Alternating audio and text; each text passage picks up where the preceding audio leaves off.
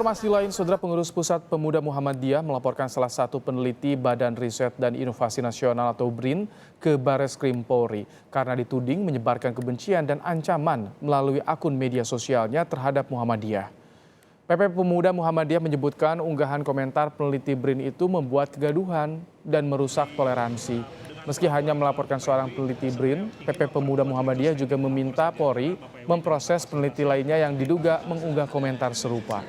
Selain meminta proses hukum ke Bareskrim, pihaknya juga mendesak BRIN memberikan sanksi terhadap penelitinya itu.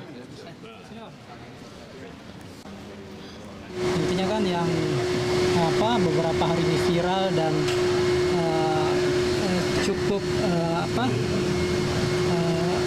menyakitkan juga bagi warga Muhammadiyah, sehingga mau tidak mau kami harus mengambil langkah hukum untuk hal tersebut.